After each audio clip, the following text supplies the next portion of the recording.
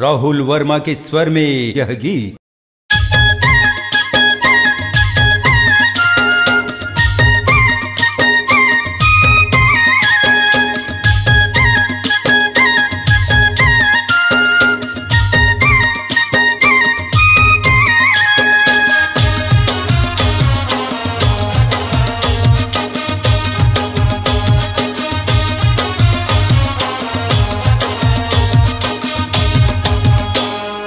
गोरी 16 साल के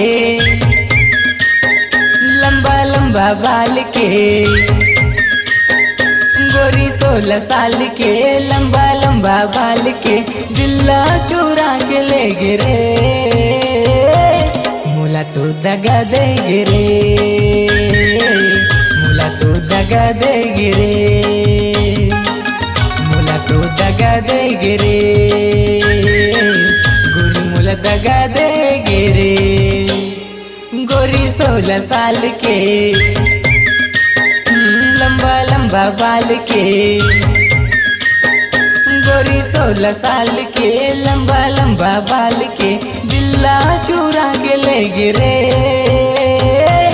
मुला तो दगा दे गिरे, मुला तो दगा दे गिरे, तो दगा दे गिरे, गोरी मुला दगा दे गिरे।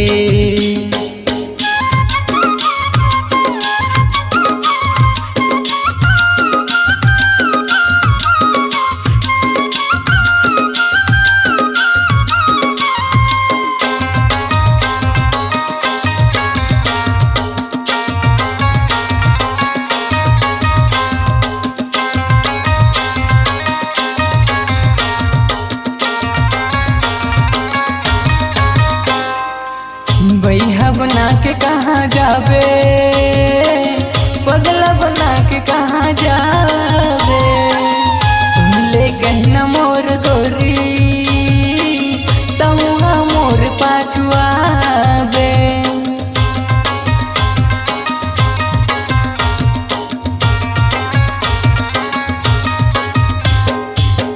बैहा बना के कहाँ जावे, पगला बना के कहाँ जावे, सुन ले कहना मोर गोरी, तमुहा मोर पाछुआवे।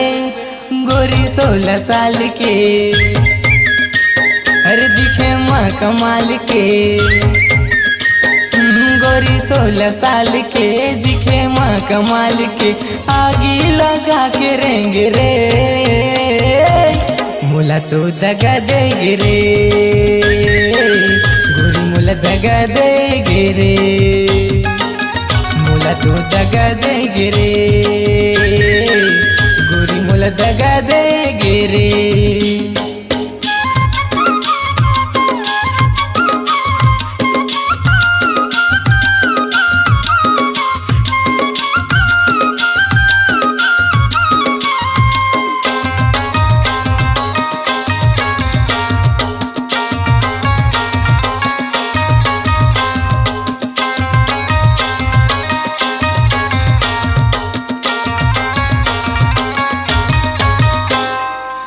आँखी में चेहरा तोर झुलते, भोली हावे रे सुरतिया, माया के छाँव मोल दे दे, बढ़ाल गोरी रे प्रीतिया।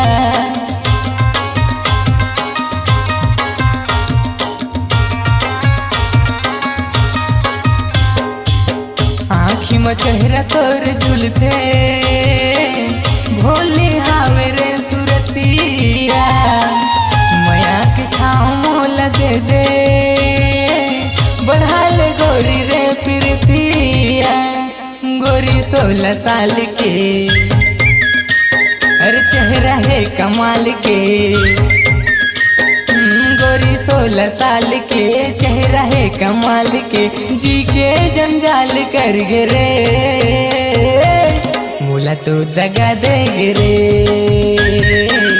गोरी मुला दगा दे गिरे, मुला तो दगा दे गिरे, गोरी मुला दगा दे गिरे। 16 साल के लंबा लंबा बाल के गोरी 16 साल के लंबा लंबा बाल के दिल्ला चुरा के ले गिरे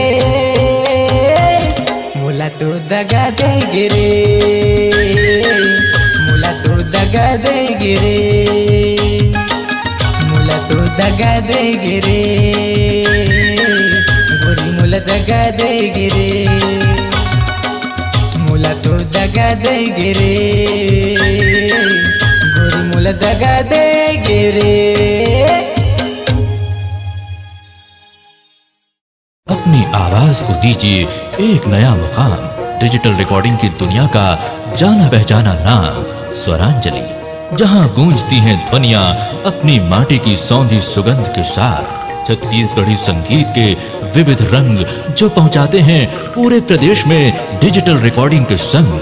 स्वरांजलि स्टूडियो, नेमीचंद गली नंबर 2, गंजपारा, रायपुर।